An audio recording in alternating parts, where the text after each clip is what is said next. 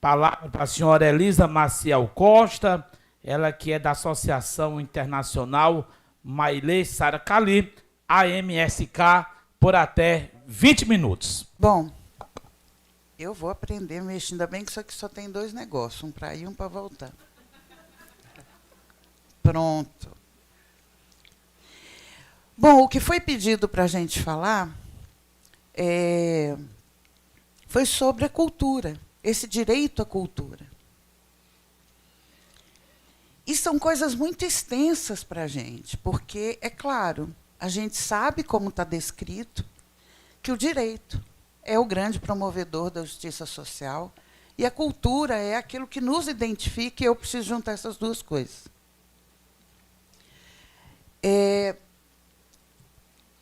A gente costuma dizer o seguinte, sabe quando você destrói um povo, quando você acaba com a cultura, quando você extermina uma raça?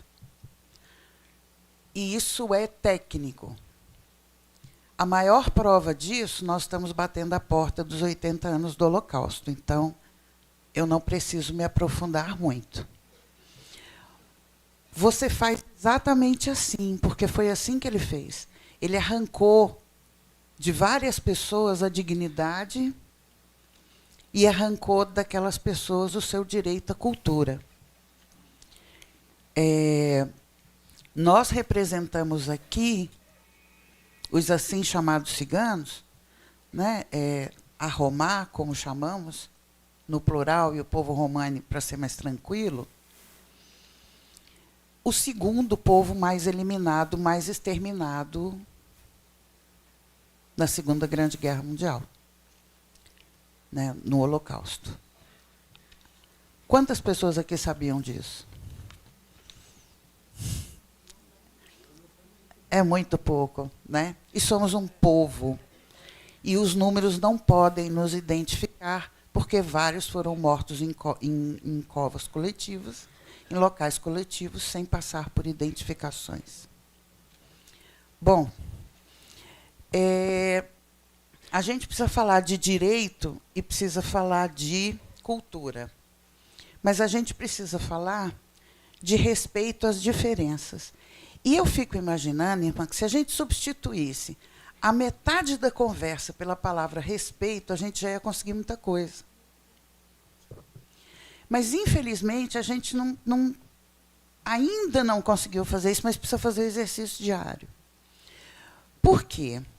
Porque a gente precisa pensar perspectivas interculturais. Nós precisamos fazer uma discussão que aculturamento não é direito. Não é. Eu não tenho que viver do seu jeito porque você quer. As outras pessoas não precisam comer o que você quer porque você acha que é aquilo ali que vai servir. Vou dar um exemplo para vocês. Os geraizeiros no estado de Minas Gerais. A gente, quando estava na discussão da resolução 181 do CONANDA, que foi aprovada em 2016, a gente teve os geraizeiros junto com a gente. O que ela comentava com a gente? Ela comentava, Elisa, a maior luta das crianças é porque elas tinham que ir para o café da manhã, ir para a escola, chegava na hora do lanche, elas não lanchavam e voltavam com fome. Por quê? Está acostumada a comer mexerica, laranja, banana, maçã, é fruta, é biscoito escaldado, é pão de queijo. O que a escola servia? Macarrãozinho com soja, biscoito, né, de água e sal, ou bolachinha totalmente diferente do processo. Eles não comiam. Então, eles voltavam com muita fome. E aí foi uma discussão muito séria, porque assim, essas crianças são muito frescas, não comem porque não quer. Então, isso foge do respeito e lhe impõe um aculturamento. Foi uma luta para a região entender que os pais queriam fazer uma proposta de enviar lanches assim para os seus filhos. Alguns lugares passou, outros lugares não passou, e a luta continua. E por que não se discute muito isso? porque o número, e aquele problema de estatística que eu estava conversando, irmã, o número é pequeno e as pessoas só se movimentam quando o número é grande, quando te ofende, quando você fica com vergonha. Portanto, não dá para dizer que o filho do outro é tão respeitado quanto o seu filho, porque isso não é uma realidade. E para a gente discutir realidade, a gente precisa quebrar a hipocrisia que a gente vive todos os dias, a gente precisa quebrar ela todos os dias. Não é igual. Não venha dizer que eu sou igual a você. Não sou igual a você. Um ribeirinho não é, povo indígena não é, o quilombola, castanheira, o povo romano, andirambeiro, são vários, somos 28, não somos iguais. É a primeira coisa que a gente precisa. Não é um marcador de repressão, mas é um marcador para dizer está faltando igualdade, ou pelo menos a tentativa dessa igualdade. A gente precisa chamar sistema de garantia de direitos para valer, ele tem que existir, ele não pode ser uma figura de linguagem, ele tem que acontecer. A maioria dos povos e comunidades tradicionais são transnacionais. Não vou dizer a vocês que eles são povos invisíveis, eu já deixei de falar essa frase há muitos anos. Eu acho que é uma frase muito pior. Os povos e comunidades tradicionais no Brasil são invisibilizados. Eles existem, eles têm norma, eles têm lei, eles têm processo, mas as pessoas fazem de conta que não vão ver, porque é mais fácil. E é mais fácil mesmo. Vamos chegar a essa conclusão. É mais prático, é menos vergonhoso. Aqui nós tivemos as duas fotos, são dois processos que a organização da gente cumpriu no período da Covid, de fazer assistência separada, individualizada. As pessoas acham que quem sofre problema financeiro, gente, que pobre, vou falar no português, claro, que pobre não tem diabetes, pobre não pode passar batom, pobre não menstrua. Essa é a verdade. Isso aí não existe. O que a gente fez na Covid? A gente separou. Então, essa mãe precisava de uma série de coisas individualizadas. E a gente levou as coisas individualizadas. Teve outras pessoas que precisavam de material para diabetes. A gente mandou material para diabetes. Tinha outras pessoas que precisavam de material de limpeza para casa. Aí foi separadamente. Foi o que a gente conseguiu perceber nos processos. Esses são os 28 povos e comunidades tradicionais. Quase ninguém conhece. Né? São os PCTs. Em 2007, foi preciso organizá-los, separar isso, colocar nome, dizer por quê, porque todos eles têm direito à cultura. Cultura não é aquilo que eu chego agora no hotel, troco a minha roupa, coloco no armário e sou outra Elisa. Não vai acontecer. Então, você dorme, acorda e come com aquela identidade. Você é isso. Bom, algumas anotações do que houve, só que assim, em 2016, e Maristela acompanhou isso, e como é bom ter a minha irmã prova de vida, porque a Maristela é uma prova de vida.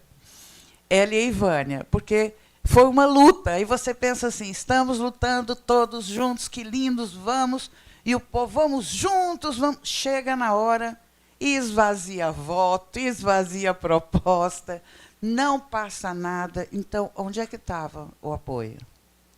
O apoio está até o momento em que você fica caladinho, aí você não tira recurso, você não tira outras coisas, então fica reservado. Aí você não incomoda, tá bonitinho. Eu chamo você para uma festa, te apresento. Como é lindo, que povo feliz, que coisa mais linda. Olha a roupa dela. Que gracinha. Vamos dançar, vamos festejar, porque todo mundo é feliz e eu sou uma pessoa ótima.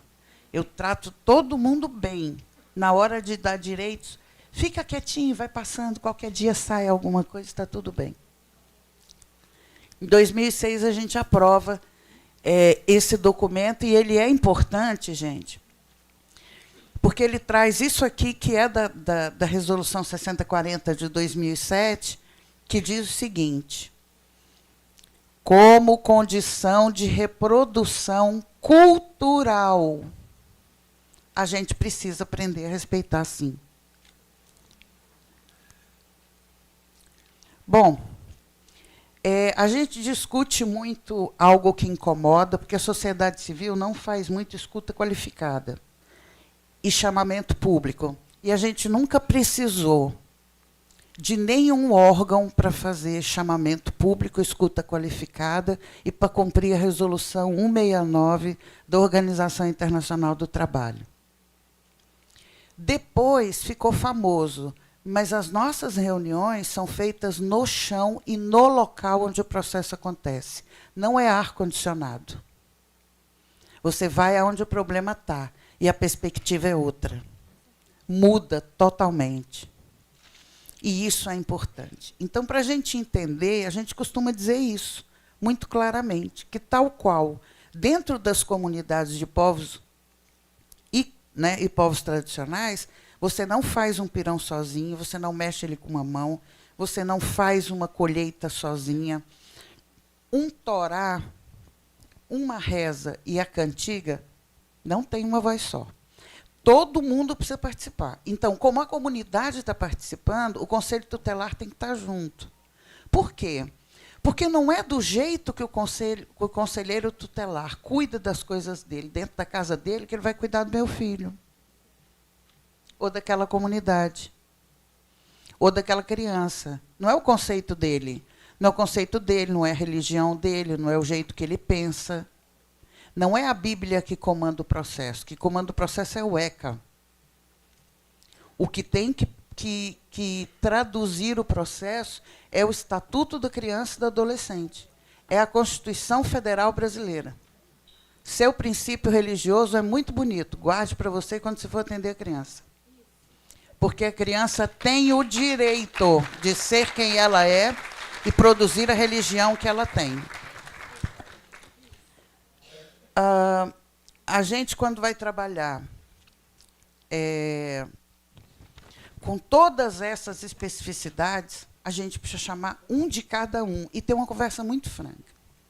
A gente precisa de ter isso, responsabilidade compartilhada. Dado e gerar dado é muito legal, como disse o Salomão hoje de manhã, o Salvador. Atrás de cada rosto, atrás de cada número, a gente tem um rosto.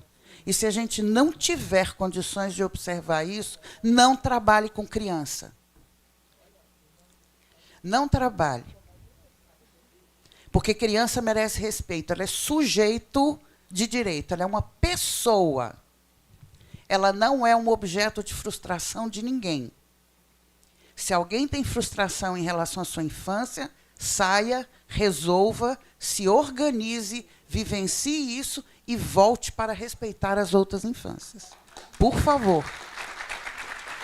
Porque a gente precisa falar do nosso lado e não só cobrar, mas fazer a nossa parte também. A gente precisa de informação qualificada. É o que a irmã estava dizendo. Fake news não é problema. É problema sim. Você manda uma fake news. Eu vou falar, porque esse exemplo, para mim, foi terrível. A tal da mamadeira de piroca. Eu fiquei impressionada com aquilo. Né? Porque aquilo circulou em vários lugares que era distribuído. Passou. Foi distribuído por um padre. Dizem. Passou. Alguém liga para a gente de madrugada, no outro dia está retirando todas as crianças da escola. Foi uma luta ter colocado as crianças na escola. Eu falei, mesmo, faz um favor para mim, me manda o material. Não, mas eu não tenho, eu tenho que pedir lá. Não, mas então como é que você soube? Você estava na reunião? Não, eu não estava. Me falaram que apareceu o material. Não, mas então eu preciso do material. Foi o padre, qual é o padre? Onde é que ele está? Manda chamar o padre. Não, não foi. Não, mas eu não tenho, não chegou aqui. Cadê o material? Foi produzido. Produzido aonde? Está com quem? Até hoje o material não apareceu. Porque ele nunca foi feito. Ele nunca existiu. Ele não existia. Circulou todas as redes nacionais. Inúmeras crianças foram retiradas da escola. Por consequência, 3 mulheres apanharam na rua, foram internadas, porque elas foram acusadas de apoiar que esse era um ensino que se daria nas escolas. Uma faleceu e 2 ficaram gravemente machucadas. Sabe o que é isso? Fake news. Isso não é crime? É crime. Agora, isso destrói quem? Aquelas crianças que ficaram em casa, as crianças que não foram para a escola e as crianças que perderam a mãe. Elisa, dá para perdoar? Não sei a realidade de vocês. Para mim é muito difícil. Né? Tá, a gente tem 2 exemplos. E como a gente encurtou, eu não vou conseguir expor, mas nós fizemos uma sequência, meus 5 minutos. Nós fizemos uma sequência. Em 2017, nós abrimos uma ação particular no Rio de Janeiro, um dos bairros mais violentos, que é o bairro de Guadalupe. Ali, tanto a menina grávida, quanto a mãe, quanto a avó, todos faziam todo o circuito do sistema de garantias de direito. Desde discutir e ligar para mandar recuperar a pista, o buraco, quanto pedir para fazer uma determinada organização por conta do tráfico, quanto para proteger, colocar os aparadores do processo de bala perdida. Toda essa estrutura foi montada. O ano passado a gente comemorou, e olha o tanto que o número, de novo, é complicado. A gente ficou muito feliz, mas a gente já ouviu alguém dizer assim, só isso? 198 pessoas, chefes de suas famílias, conseguiram sair do processo da extrema pobreza, ter todas as vacinações, serem matriculadas em todas as escolas nos seus cursos. Todas as pessoas, hoje, as 198, fazem parte de ajudar o núcleo das outras que vão entrar, porque elas não precisam mais. Elas conseguiram superar. E isso é extremamente importante para a gente. E aí, para terminar mesmo, que é para não enrolar, tem 2 coisas que eu queria contar para vocês. A gente vive, povo e comunidade tradicional tem essa mania. Mas aí, na raça da gente, tem 2 historinhas que a gente gosta muito de contar. Uma que a gente tem mania de rosa e tem mania de azul. Por quê? Porque a rosa azul para a gente significa jamais vou esquecer de você. Eu nunca vou me esquecer de você. Eu sempre vou voltar. Né? Ou você sempre vai estar comigo. É sempre assim. Então, a rosa azul para a gente significa isso. Eu voltarei, me espere. Se eu tiver que ir, eu volto. E a tâmara, que é o melhor presente que a gente pode dar para as pessoas. Dê o carocinho da tâmara para ela plantar. Porque você não está plantando para você comer semana que vem. Você está plantando para que o seu filho tenha o que comer daqui a alguns anos. Hoje, a tâmara dura 50 anos. Bem antigamente, no deserto, da onde vêm as nossas histórias, de 1000 anos atrás, de 2000 anos atrás, a tâmara demorava mais de 100 anos. Então, um pai nunca planta a tâmara para que ele coma, mas para que o filho dele compreenda que vai ter que fazer o mesmo papel para que os outros, é cobrir gerações. Então, eu peço a vocês, com todo o carinho do mundo e com todo o respeito, que é tão necessário para as convivências, abandonemos a nossa hipocrisia todos os dias de manhã cedo, de acharmos que a gente é capaz de valer mais do que alguma coisa ou do que outra pessoa. A gente precisa olhar para as infâncias, não é como um presente de hoje. Essa medalha, doutora Zilda Arnes, ela diz o seguinte, Elisa, você vai ter que fazer 10 vezes mais. Muito mais.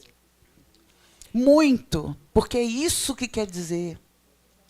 E é isso que a gente pede. Não identifiquem as pessoas pela roupa. Se vocês não têm noção do que o preconceito faz com uma pessoa, façam um exercício para ver. Acompanhem pessoas que são discriminadas. Se você não conhece o assunto, peça ajuda para quem conhece. 2 minutos, dá tempo. Peça ajuda para quem conhece. Por quê?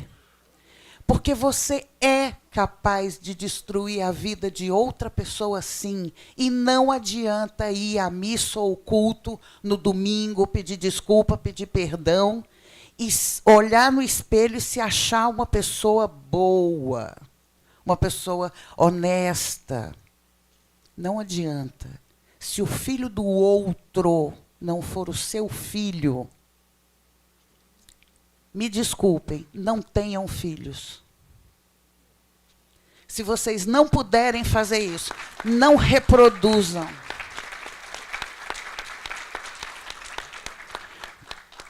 E a gente precisa pensar nisso com carinho muito grande em todas as instâncias.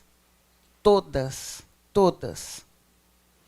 É incômodo ter um acampamento cigano montado na porta. É muito incômodo, eu sei disso. Eu sei quantos são expulsos, mas sei também que a gente tem uma discussão muito grande em Florianópolis que colocou totem aonde era uma via de passagem, que era para não ficar feio. Então, naquela passagem da caravana não acontece mais. Depois não adianta dizer o sonho das lonas, das tendas, do povo cantando, o povo bonito cantando. Não, nós queremos casa. Não é bonito uma gilete raspar a tenda, gente. Isso não é bonito em lugar nenhum. Por que vai ter essa ilusão de ser bonito assim?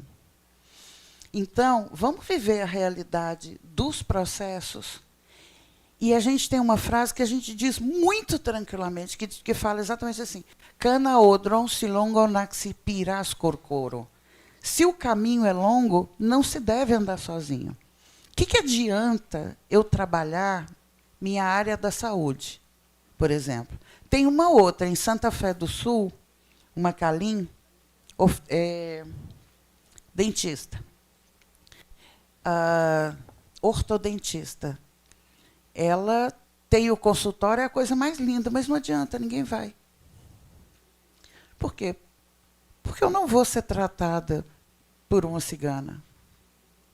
Assim como tem pessoas que dizem que não vão morar em prédio onde o engenheiro foi um cara que se formou em cotas.